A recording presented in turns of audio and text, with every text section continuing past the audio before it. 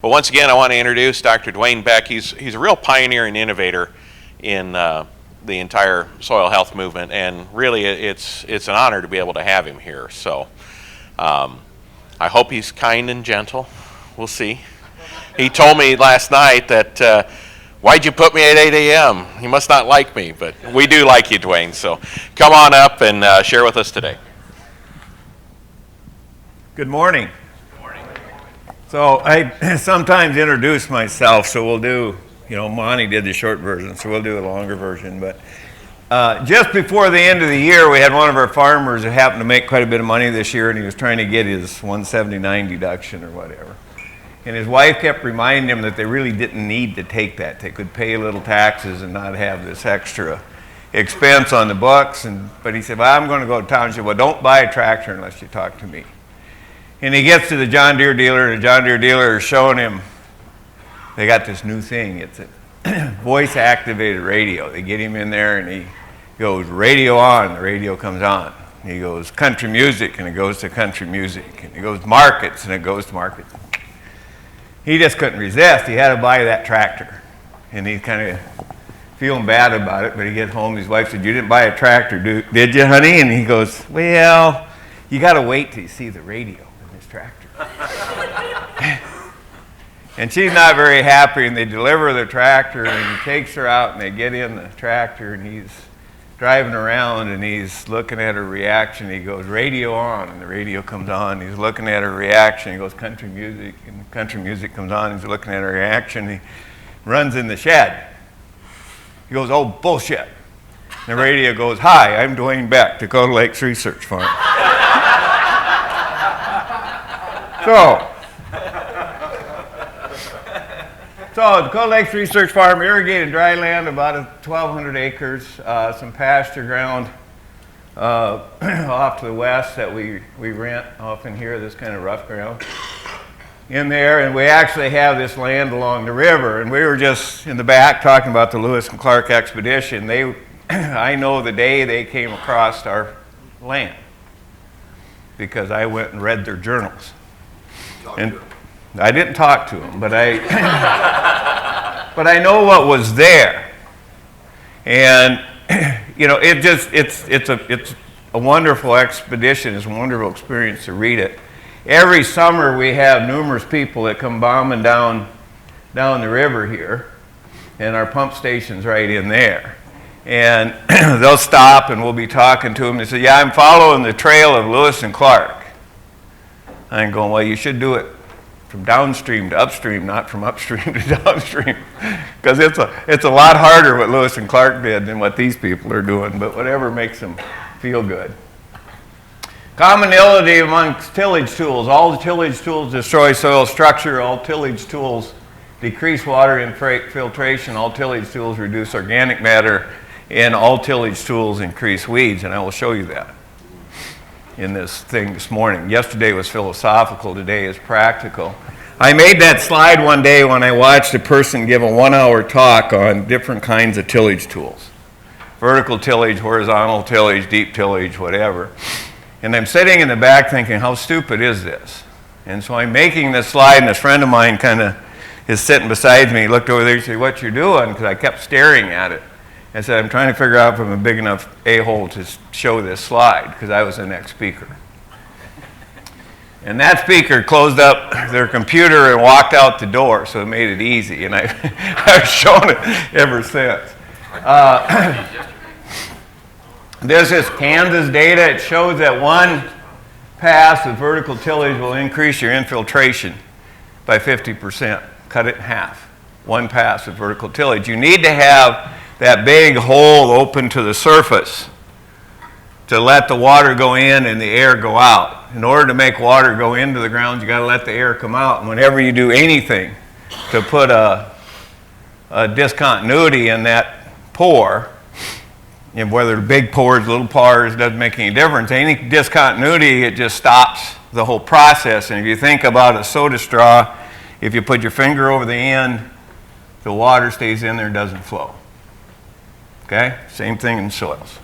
Very basic principle. The prairie takes in water because we have those continuity in the pores all the way down. Organic matter and water. We've decreased the water holding capacity of our soils immensely by reducing the organic matter. And probably the biggest thing about doing what we do is trying to build the organic matter back up. There's 27,000 gallons of water with 1% organic matter and 6 inches of soil. So if you've lost 3% organic matter from when Grandpa started, which would not be uncommon, that means you have you know, almost 100,000 gallons less water, which means it's 3/4 of an inch less water that you hold. And if you can increase that all the way down to 4 feet or something, then all of a sudden you can hold a heck of a lot more water, which is really important whether you're in California or Montana or wherever it is. You got a bigger bucket. If we can increase by 4%, that's 1 inch of water in the top 6 inches or 2 inches in the top foot. It gets to be a big number.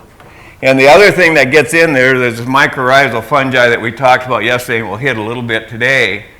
Not only help you get phosphorus, they help you get micronutrients and they help you get water.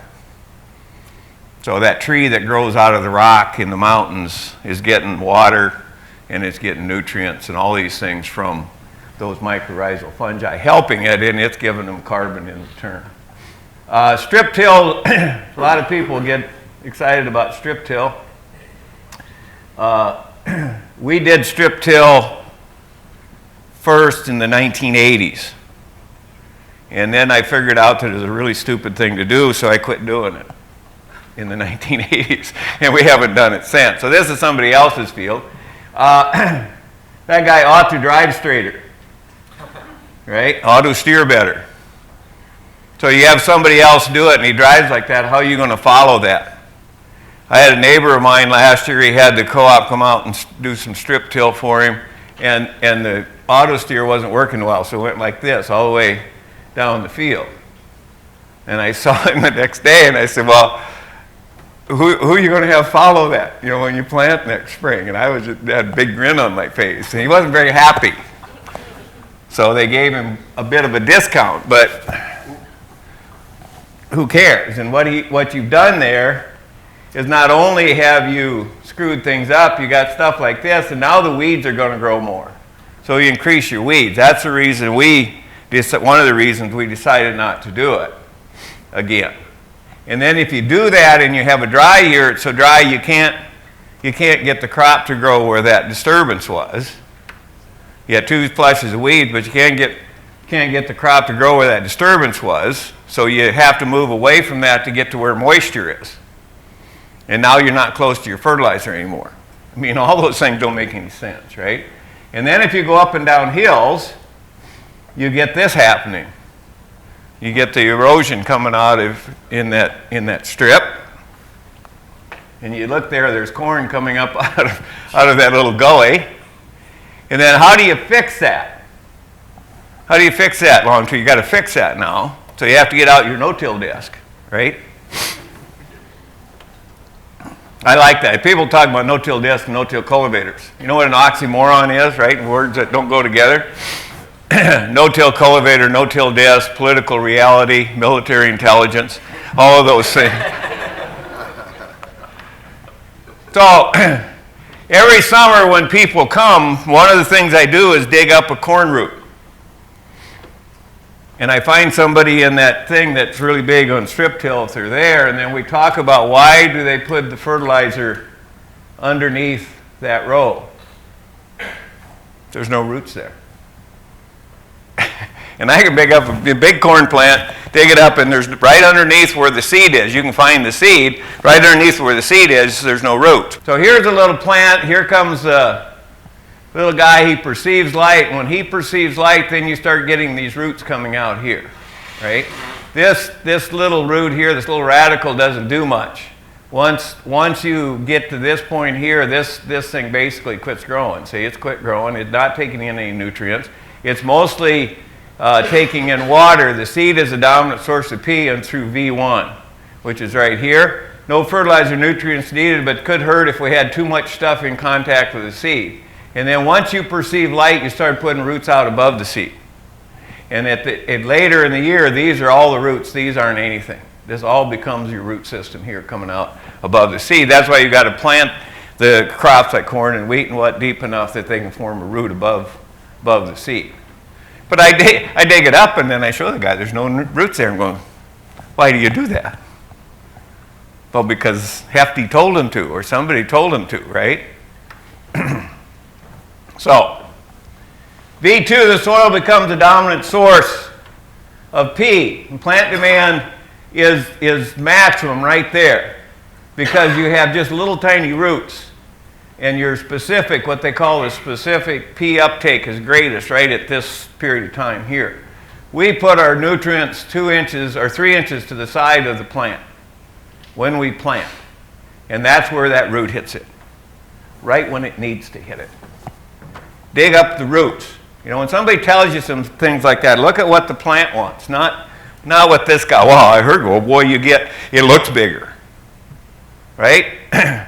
Oh, it's bigger, that corn's bigger. It looks bigger. Maybe it's bigger, maybe it isn't. You don't harvest corn in June, right? You don't harvest corn until later. So I don't care what it looks like in June, okay?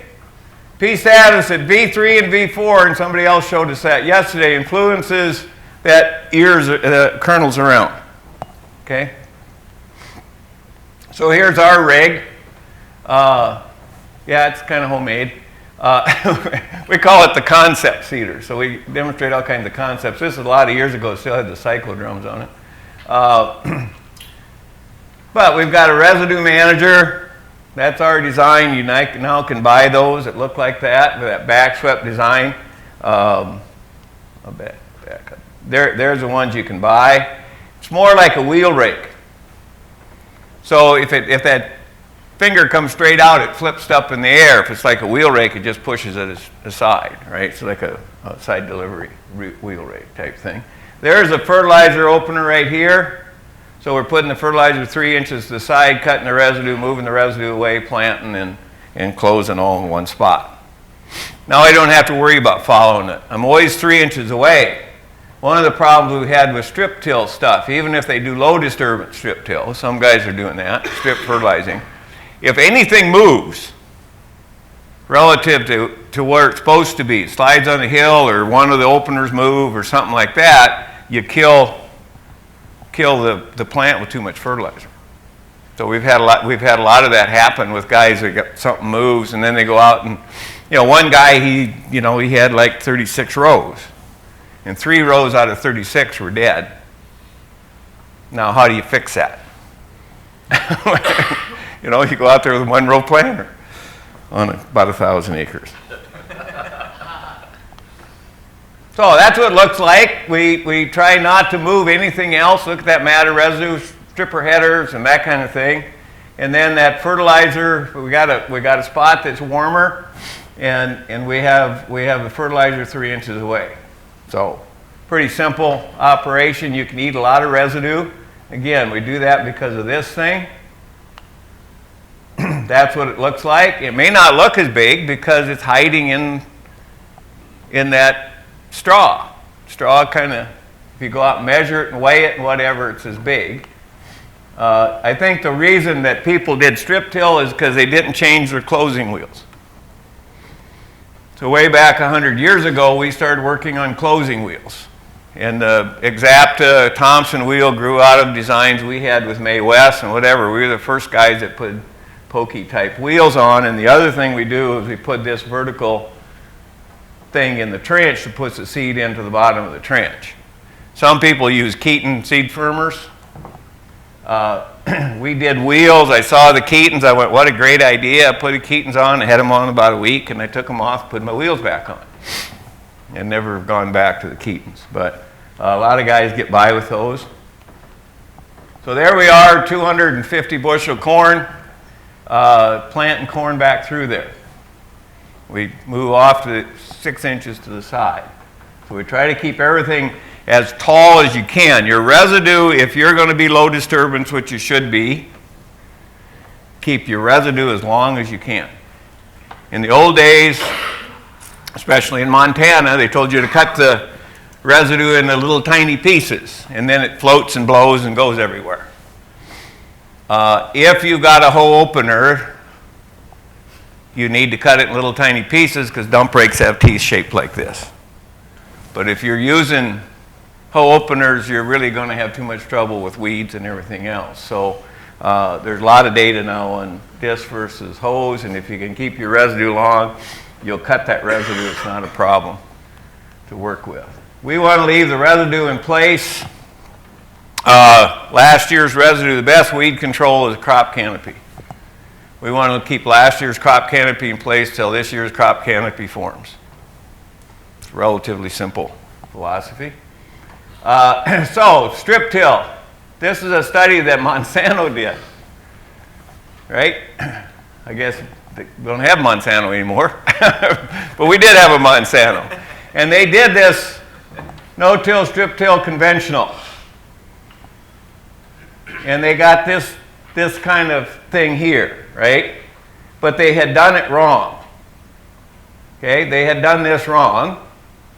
But no-till still wasn't bad, but they'd done it wrong because what they did is they put fertilizer on with a strip-till, but they didn't put any fertilizer on the no-till.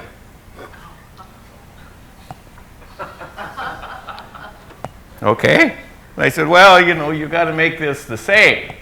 Number one, it didn't make any money even with their thing there, but you got to do it the same.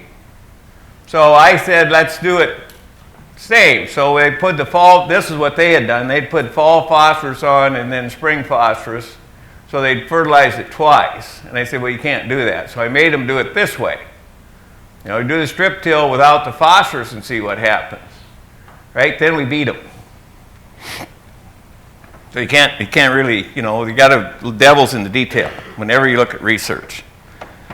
Now, one of the biggest things that we see response to in corn, irrigated and dry land, is placing nitrogen in the soil near the plant at seeding time. And strip till does give you that response. If that's where you're putting the nitrogen on, you're getting nitrogen close to your plant. It's just not the best way, in my opinion, to do it, okay?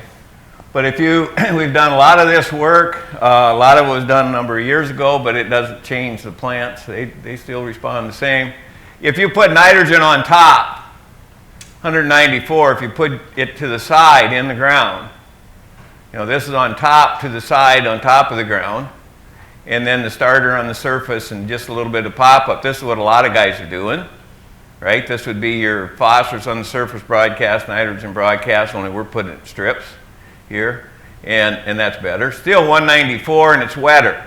If you put the urea in the ground to the side, that 3 inches away, and the pop-up 207, urea to the side, starter, pop-up on the surface 202, not really a significant difference there, but a little bit wetter. So, and if you look at this, it's very consistent. Again, we put everything on the surface, 197. So, you just look at those. Every time we put the urea, the nitrogen on the surface, it's less yield. And it just, and I've got these. You're going to get these I got all these data in a file that you're going to get. Okay, so Monty's going to give that to you, so you can look at them yourself. If you look at the Corn Belt, they do all these studies in conventional till. There's very little response to starter. In no-till, 8 out of 11 responded. And the response was 8 bushel. Okay? Now, the reason for that is the nitrogen's all in the organic form. We've done our cover crops and we've done all this stuff, and we got the nitrogen in the organic form where it's not going to leach away and it's not going to denitrify and it's not going to go away and it's not going to get in the river. But it's not available when the soil's cool. So for that first little while, we're going to give our plant some nitrogen, and we're not going to give it to the weeds. Because if I broadcast my nitrogen, I'm feeding the weeds. And I don't want them to have any fertilizer. Okay? So that's part of our weed control program. Now, phosphorus is a bit different. So here we had an experiment where we did different things with nitrogen again, nitrogen to the side, and then some things with phosphorus. We put N over the row and over the row, just concentrated over the row. That's not good enough, okay? Put it in the middle of the row, it's still not good enough. Doesn't make any difference.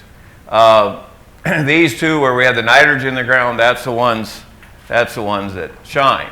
Here's the thing where we put all the nitrogen in the ground, we're looking at phosphorus responses, right? Very little phosphorus response there. And that's because we have the mycorrhizae. We do have a response to just a little bit in the trench with the plant. So that's one of the things we're still doing, is a little bit of P in the trench. And we might put the maintenance amount to the side because it's a convenient way to do it. But the P response, notice those Olsen soil tests at 5 parts per million or less. If your fertilizer dealer saw that, he'd be going, oh God, you're going to die, right? Down here we had nothing, no phosphorus at all, 204. Here's a study that we're doing on these really low phosphorus, 5.3, 5.2 Olsons, 1.8, 2.3 Bray, 1.4, 2.2 Bray tests. Why are those Bray tests so low? Because we're on calcareous soils. Bray test has an acid extractant. So if you do a Bray test on a don't let your dealer do this to you. If you have a high pH soil and they use a Bray test, they're going to get a real high recommendation. Because it just, the lime in your soil just denatures the acid in the test, and the test doesn't work. Okay? Little hint number one, if somebody's going, oh God, Bob, you really need a lot of fertilizer. Okay? So what happened here, this is just a placement study, bandwidth to seed. This is on weight versus surface. Amount of phosphorus in concentration, 2.9 versus 2.7. Total biomass, 1,000 versus 730. Big difference. Phosphorus uptake at peak 6, 6 leaf stage, 3 and 2 pounds per acre. So made a huge difference. And so we're still putting a little bit on these real low testing soils. Now we're putting just a little bit of phosphorus in with the seed. This is on a different field where over the years, we've put on 100 and 200 pounds of MAP 3 times. So that 100 pounds of MAP thing's actually over 5-year periods had 300 more pounds of MAP, and the 200 had 600 more pounds of MAP. And you notice that the P uptake pounds per acre was the same with the check as everything else. And that's because of mycorrhizal fungi. We did a real fancy, most probable number greenhouse. Takes 6 weeks to do analysis of the mycorrhizal fungi population. The one on the left is the check. It has twice as many mycorrhizal fungi as the ones that have had fertilizer. That's kind of interesting, eh? And why do we want the soil test to be so low so it doesn't dissolve and go into the rivers, okay, or the lakes? Because what they're measuring with soil test phosphorus is solubility. Now how much? These soils would have 1,200 pounds of total phosphorus in the top 6 inches. It just isn't soluble or available. But we got our mycorrhizae to help us there. Some starter P with the seed, other nutrients placed near the row at seeding time or on the soil surface after crop canopy. We'll do that with nitrogen and wheat especially to manage the protein. Broadcast fertilizer before or at seeding encourages weeds. Think about available nutrient, moisture, roots have to be all in the same place at the same time. And mycorrhizae are basically roots. So once you increase roots, you don't need as much available nutrient. Cover crops. What happens if you put in cover crops? Well, cover crops do wonderful things to a certain extent, but they do sequester nitrogen, which is a good thing. They keep it there and it releases later in the year. Okay? This is a study we did with a whole bunch of different, again, you'll probably get this in that packet, a whole bunch of different cover crops, and then we had a fertilized and an unfertilized strip. So some of these, like no cover crop, there was like a huge difference in no cover fertilized and unfertilized, right? And then where we get some of the brassicas and stuff in cowpea and lentil, there's not a lot of difference, but you're actually mining some organic matter doing those, only those. And it's interesting to look at those. For you guys doing silage corn for the dairy, don't only look at starch, but look at protein. Because there's a big difference in protein. This is on the grain itself, but it would be the same on the silage. There's some real differences in protein there. Here's a study where we had, it was on irrigation, we had a cover crop of lentil, chickling vetch, turnip, that kind of stuff in between a wheat crop and an irrigated corn crop. 108 pounds of nitrogen, nitrate nitrogen. We do soil test nitrogen stuff all the time, that to 2 feet or 3 feet. Yield goal 220, and with no fertilizer we got 176, and then with 36 pounds of fertilizer we got 236 bushel, and that's as good as it gets. So you can get some nitrogen out of those things at times. I'm a farmer. I take sunlight, water, and carbon dioxide, make them into products I can sell. And everybody worries about being a wheat grower, a corn grower, an almond grower, or whatever, but it's really about harvesting sunlight. Focus on having the soil wet during the dry part of the year, and especially in California. So if you can keep that residue on there, you'll stay wet. If you can hold more water because you have organic matter, you'll stay wet. Instead of just focusing on having it dry during the wet part of the year, so in the spring, especially in the Midwest, they want to have it dry so they can plant their corn early. And then they can brag at the coffee shop how big their corn is in July. We don't care. Focus on having the soil cool, and especially in California, this is big, during the hot part of the year. That matter residue makes a huge difference. And even a growing cover crop will cool that surface soil versus having bare ground. Instead of just focusing on having it warm during the cool part of the year. So here's a field of ours. That's a cover crop of hay millet on the right, and there's some other stuff coming underneath there that'll come later, like oats and barley and stuff. There's a milk jug sitting there, and you can see how high our stripper head wheat stubble is. So that's, the stripper is a real benefit to us. We've been using them since the 90s. Hardly anybody even heard of them in the 90s, but anyway.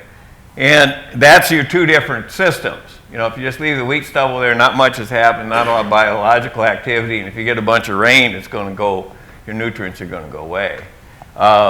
Here's one we do where that is swath, so we have the taller stuff and the shorter stuff in alternate strips, and when we swath it, that tall stuff, which isn't real resistant to rain, goes on the bottom, and then the hay millet goes on top, and it will shed water better. So it kind of makes a better swath for us to swath graze. You're cutting them in two different windrows and then putting the millet on top of this. No, cutting at the same time, and half the windrow. Okay. The outside part of the swather goes on the millet, and the inside part of the swather goes on the tall stuff, and that folds it up on top. There's the alfalfa under the corn thing. This is when we just had corn everywhere and alfalfa everywhere, and that didn't work well because the corn outcompeted the alfalfa. Then we went to putting it in strips. So there's our strips of alfalfa in the spring. They're growing long before we would plant the corn. And then we plant the corn, suppress the alfalfa. What we're doing is cycling the deep nutrients to the top. And some people are doing this with cover crops planted when they're planting the corn and stuff. We're trying to get the deep root, and then we're trying to get that early spring grow thing. We want that deep root to bring stuff up. All of this stuff we call catch and release nutrients. It's like fishing, right? I stole this from a guy in North Dakota. I was at a meeting one night, and he used that term, catch and release. I just went up and said, "Jeremy, I'm going to steal that." And he said, "Thank you." Whatever. So I steal a lot of things, Monty. See, he found out I thought Jay Fuhrer said that. Jay Fuhrer sold it from your guy, and so I wrote that down yesterday. I'm going to put that in my slide. So, Weeds and diseases are nature's way of adding diversity to a system that lacks diversity. If you have other natures and opportunists is the other way to say it. If you have a problem, you provide the opportunity. So figure out where that is. Don't reach for a jug or whatever, or a tillage tool, for God's sake. Figure out where you provided that opportunity. Biological things, does the action that you take address the weakest point in the life cycle of an organism, weed or insects? Well, let's take weeds, for instance. Where's their weakest point? Well, when do we try to kill them now? After they're up. Yeah. Well, yeah, after they're up, people try to kill them now because we've got these herbicides that'll do that, right? So that's good. We just wait to see what comes up and we'll spray them. That's not the weakest point in the life cycle of a plant. The weakest point in the life cycle of a plant is before it comes up or before it makes a seed, prevent it from going to seed, competition, sanitation, rotation, right? But we wait until after they're up and then we get resistance. This photo I took in the 1990s. The corn companies come up with something called an IMI corn in the 1990s. Now they call it Clearfield or something. Resistant to pursuit, and I was talking rotations to a bunch of people, and a young farmer said, I don't have to worry about crop rotations. I got IMI corn now. I put pursuit on my beans and it kills everything, so I'm going, this is before Roundup Ready. I'm going to put pursuit on my corn and I don't have to worry about weeds again. I said, you're going to have resistant weeds. And I got a letter, my boss got a letter, the dean of the college got a letter, Secretary of Ag got a letter, that they wanted a retraction because there was no proof that there was going to be resistance to pursuit. And there was no proof that there was going to be cross-resistant, which is the other things I said, to other ALS herbicides. And they wanted a retraction. My boss called me and said, I think I know the answer, Dwayne, but is there any chance you'll retract? And I said, I'll retract, I'll take care of it. I called the guy up and I said, I'll retract in 3 years if I don't have them. If I don't have resistance to pursuit on the farm. I went over to my neighbor about 5 miles away that had been using Glean forever, had resistant kochia to Glean. I took some of these resistant kochia weeds out of the fence line, took them over and shook them across one of our herbicide trials. That summer I just called the guy up and said, you want to come and look at this? He said, no, I'm too busy going out on complaints.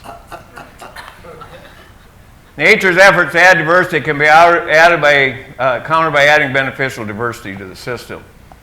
We've had no need to broadcast insecticides at Dakota Lakes for over 17 years, which is really interesting. And it's because we have lots of predators. Part of it. No-till is not about lack of tillage, but about managing soil water structure, soil biology, and carbon compounds in the soil. I like to think it as try to produce a crop which is healthy, not one that doesn't get sick. I mean, I don't see anybody in here that's sick. But if we all hopped on bicycles across the street here and went for about a 20-mile ride, there's differences in health amongst us. I can actually do that now. But there was a time I couldn't have. It's basically a system. And if you just take tillage out of the system and don't change all this stuff, then you're in trouble. And that's what the first people tried to do. You know, the guys with the yielder drills and that kind of stuff, they just said, okay, I'm still going to do wheat and fallow, I'm just going to do it without tillage. And it was a wreck. And there's still people trying to do that, and it's still a wreck. And corn, soybean, just going to do corn, soybean, not going to do anything else, it's a wreck. And it looks like that, the whole thing collapses. So let's think about cultural practices, technology, and management. If we take out tillage, which is one of the cultural practices, we have to replace it with another cultural practice, and we can't replace it with technology. Because if we do, there's not enough technology available. That's where you get the resistant weeds.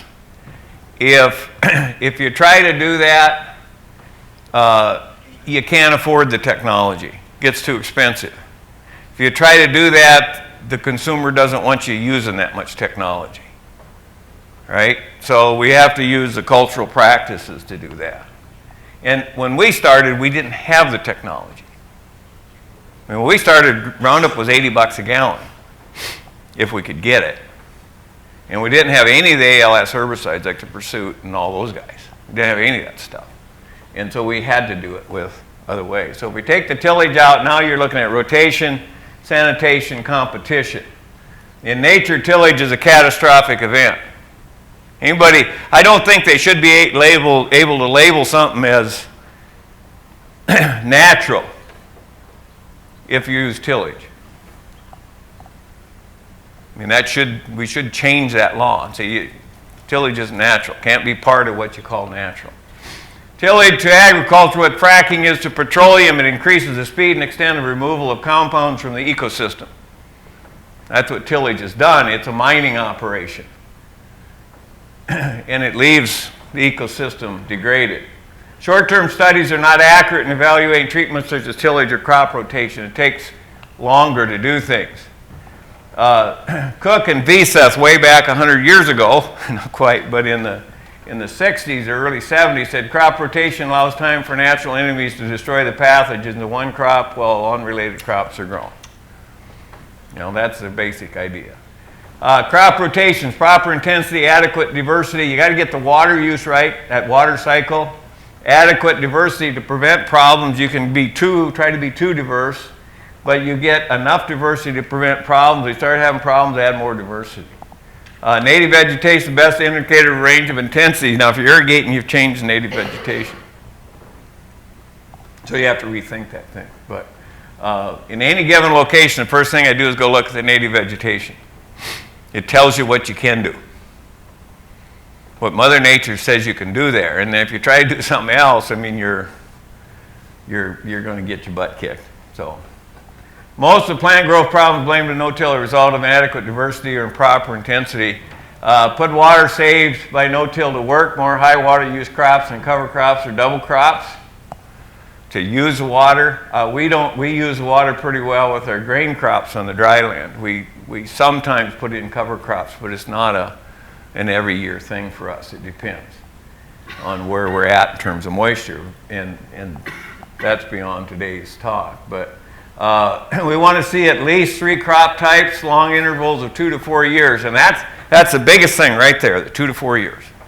And for a guy who's doing wheat corn in the same year for forage, I mean, that's a 2-crop monoculture. Corn, soybeans, a 2-crop monoculture. And so that's one of the reasons we don't have to worry about disease and insects. So we got this, but the 2 is the important part. And that comes from Biology 101. You have this lag phase when you introduce something, and then it does this, right? And then when you remove it, it's like this. And so you want to have those longer intervals. Every other year, weed seeds, for instance, only about 60% of them germinate the first year.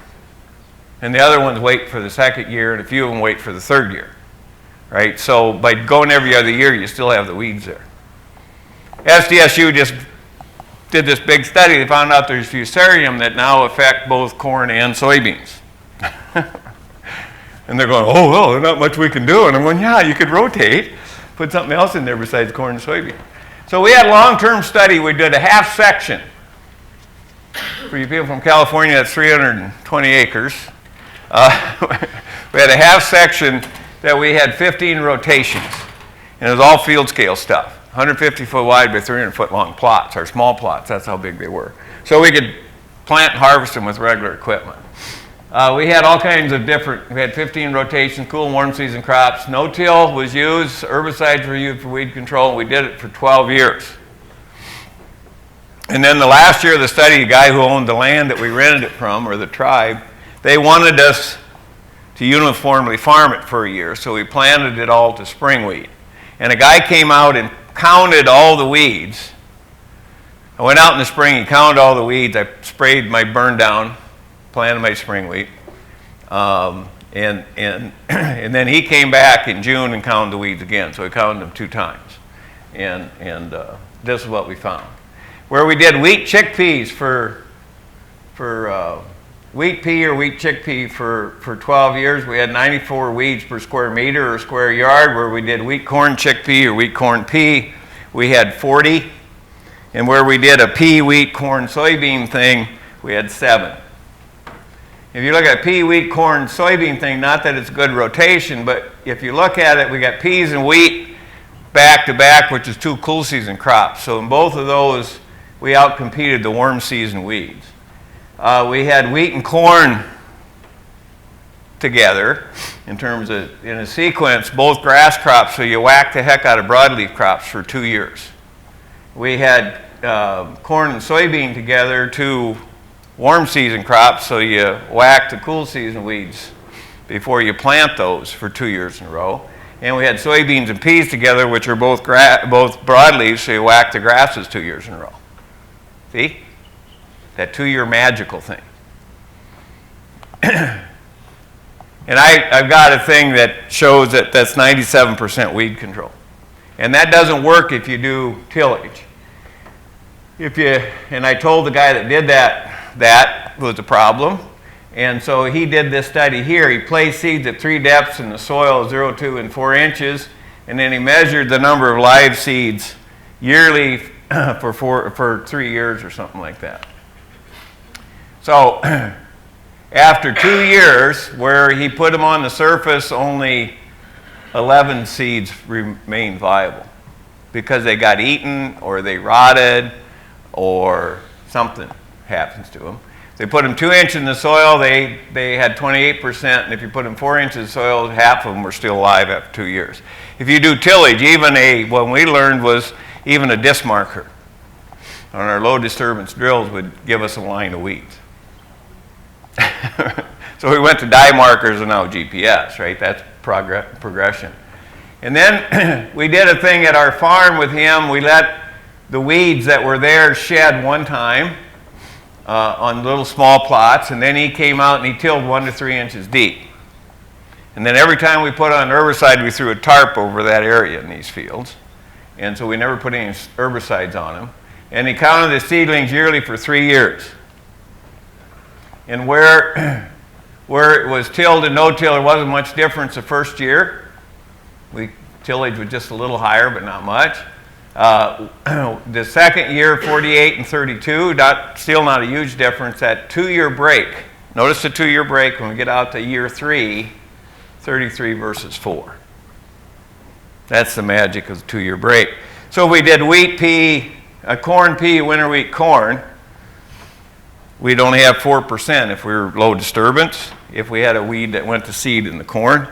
If we did corn, pea, corn, or corn, soybean, corn, it would be 32% or 48%. That's too many.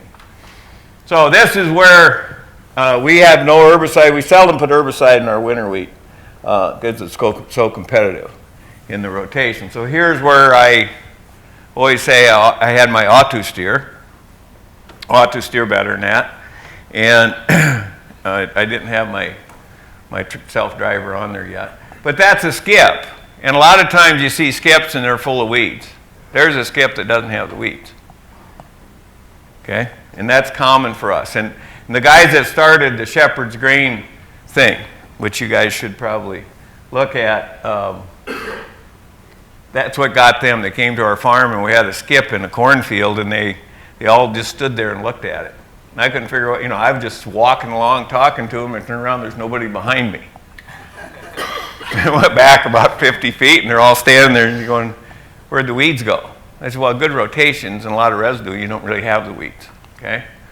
Some experts propose using tillage as a means of addressing weed resistance. If tillage was good at getting weeds, the damn thing should all be gone by now.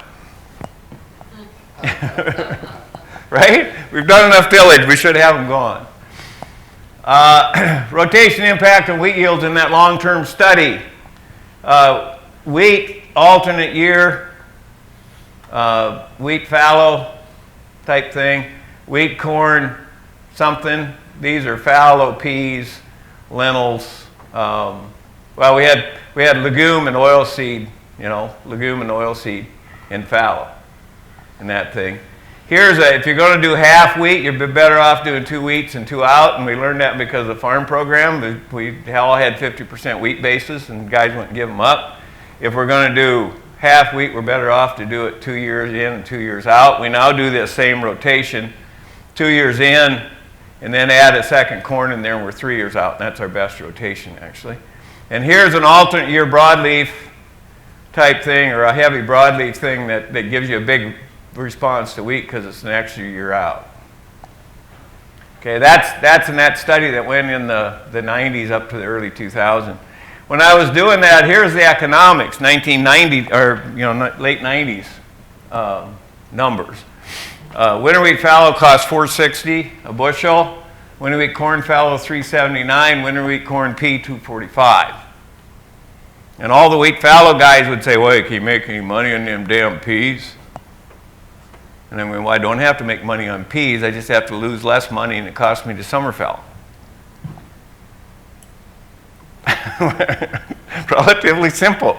And they'd look at me like, "Oh, you smartass." That's. If you know anything about the soil, what you want to know, organic matter. And we talked about that before. And I showed that yesterday.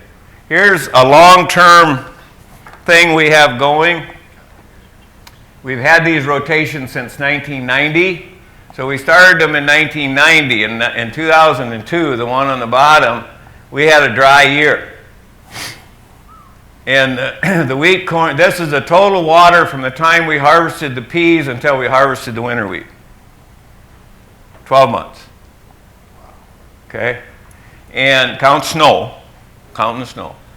56 versus 28 bushel. What's the difference here? The year before the winter wheat is pea in both cases. The winter wheat before the year before the peas is corn in both cases. So what's the difference? We got that extra broadleaf. We're every other year. The Montana rotation in northeastern Montana is wheat, chickpea, wheat, chickpea, wheat, chickpea, wheat, chickpea, every other year. So they've broken a lot of rules, but it's not enough residue, and it bites you. In 2005, when it was wetter, 23 inches, 92 versus 57. In 2006, when it was dry again, 60 versus 29. Organic matter makes a difference. We didn't see that the first 4 or 5 years because we were still building organic matter from that wheat fallow mess that we had. So there's a picture in 2006 of the low residue or the alternate year type rotation, and right across the road looked like that. Pretty easy to see. There's an infrared photo of it from an airplane. See, we got all these techie guys. Now we can do this with a drone. We could call up the people and they could fly their little thing across there, their satellite, and take pictures every day. Same type of principle works in irrigation. This is irrigation ground. We've got corn on continuous corn rotation. We've got a corn soybean rotation, and then we got a corn soybean wheat soybean rotation, which is more diverse, and it has a cover crop in here and that kind of thing, right? And when we put the cover crop in there, it's a better yield. First year, no cover crop is behind the corn. Don't really have time. Second year, we have the wheat with a cover crop. Look at these yields. And you compare those to where we just have corn soybean, 62. So 62.9 where we do corn soybean, 78.8 average on those 2 years. We do beans in that more diverse rotation. That's huge. And guys in the Corn Belt say, well, I can't afford to not do corn soybean. And I'm thinking you can't afford to do corn soybean if you're only doing 62 bushel. And then our continuous corn, the field that Monty showed you yesterday, the soil's that's in our continuous corn field. It's our best soil because it's had the most carbon over the years in irrigated corn, but it doesn't yield as well. 203, corn, soybean, normally we get 217. Corn, soybean, wheat, soybean, those two fields together will average about 235, 250 or something, or a little better on the first year corn, and the second one's like 217 or whatever. So if I look at the economics of that, if I have 5,000 acres, I get 1 million bushels of corn. If I have 5,000 acres of corn and that's all I have, I also have a great big grain dryer and lots of semis and whatever. Corn, soybean, you look at those numbers, corn, soybean, wheat, soybean. If you look at that, it's really interesting. In this one you have 5,000 acres of corn. Here you have 2,500 acres of corn, 2,500 acres of soybeans. Here you have 2,000 acres of corn, 2,000 acres of soybeans, 1,000 acres of wheat, right? That's how that works. I get more beans total on 2,000 acres than I do on 2,500 acres.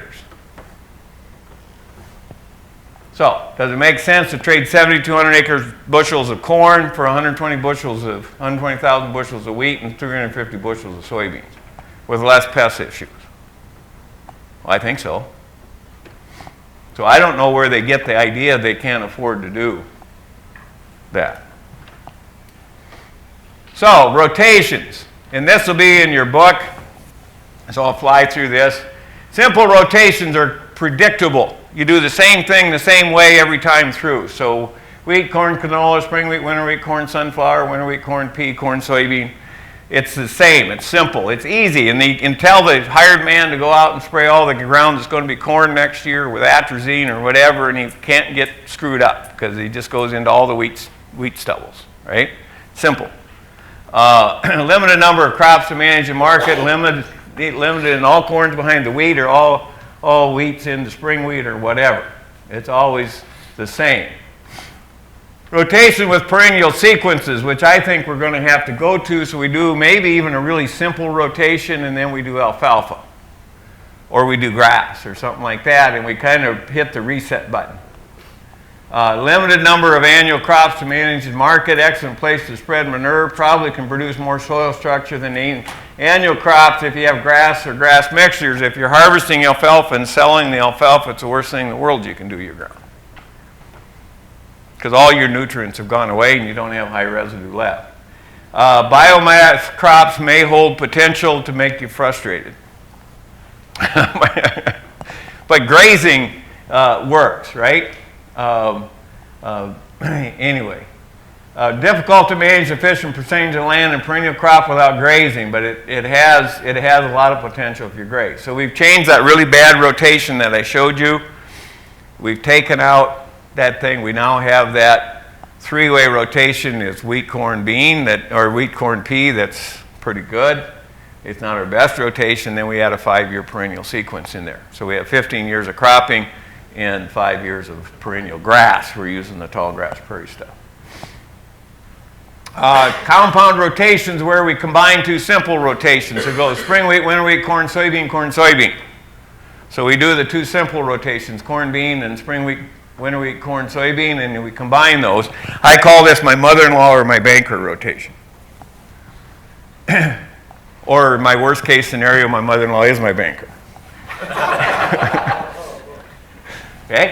So she comes to visit in June. Which corn do I show her? And in central South Dakota where it's dry, I show her the corn and the soybeans. This one down here. Because it's big and green, looks great. If she comes in August, early September after we've had a dry July and August, I show her this one. It spreads my risk. In a wet year, this one's great. Dry year, this one's great. Normal year, they're both fine.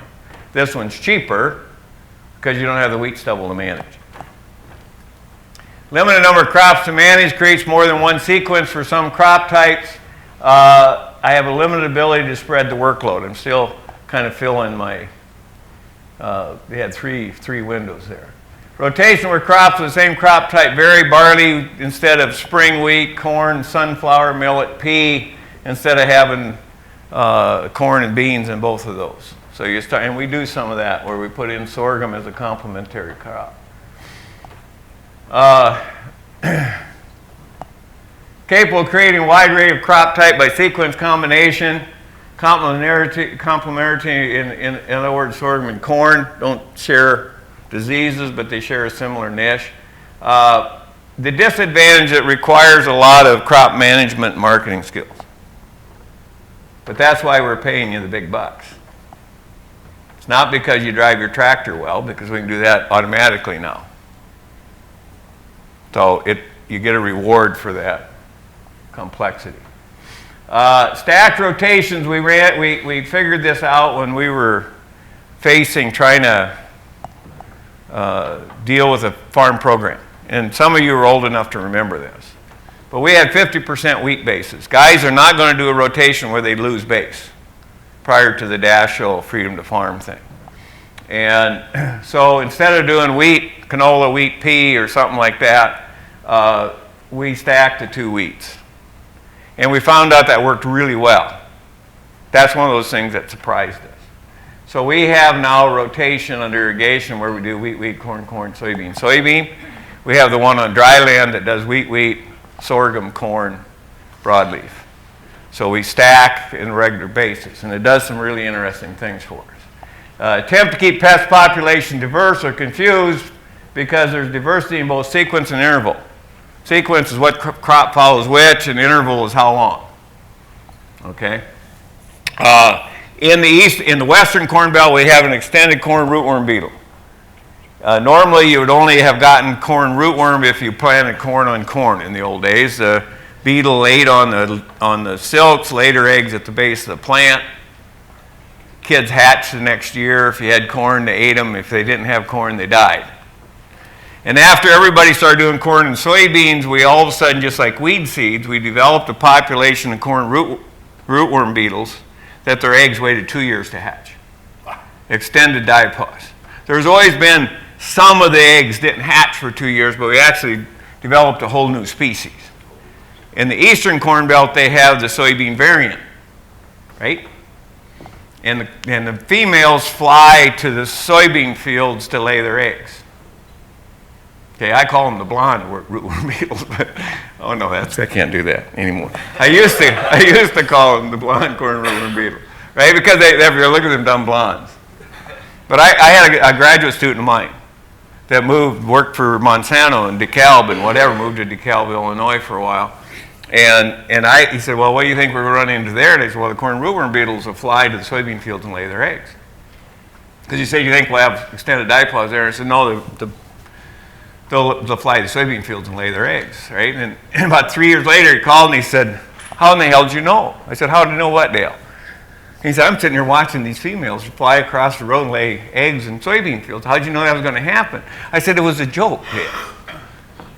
I just made it up. It was a joke. When he asked me, you think you have, they're going to do something. So I just said, yeah, they're just going to fly across the road, thinking he'll never buy into that. I didn't think they'd do that.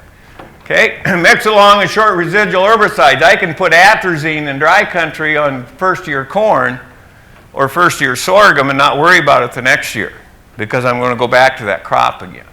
Okay, so it gives us that opportunity to not be always using short residual herbicides. And I have a 2-year break between corn and wheat, which takes care of the fusarium, dawn, and that kind of issue. The goal is to allow sufficient time for pest pressure to decline to very low levels before sequencing the crop 2 times. May be capable of reducing the risk of developing biotype resistance, which is exactly right, and reduces the cost of herbicides, which is exactly right. And some sequences may not be ideal, so we don't do this often with broadleaves. We normally do it with just 2 grasses. But the goal is to be inconsistent in both sequence and interval. And there are some examples of using both that spring wheat, winter wheat, corn, spring wheat, winter wheat, pea, corn, millet, sunflower thing is one that we use on our heavy textured dryland soils, something like that. The rotation must fit the ecosystem, and the operator is not a best, there's just not a best answer. I had a young guy one day just kept asking me, he was on a tour, he kept asking me, what rotation in this soil and whatever, and I was here, and I noticed he still had his wedding ring on, which most guys, when you farm, you kind of put them in the desk after a while, after you catch them 2 or 3 times. And I said, well, I see you just got married. He said, yeah, last week. I said, okay. I said, who picked your wife? And he looked at me and he said, well, I did. I said, well, then you got to pick your own damn rotation.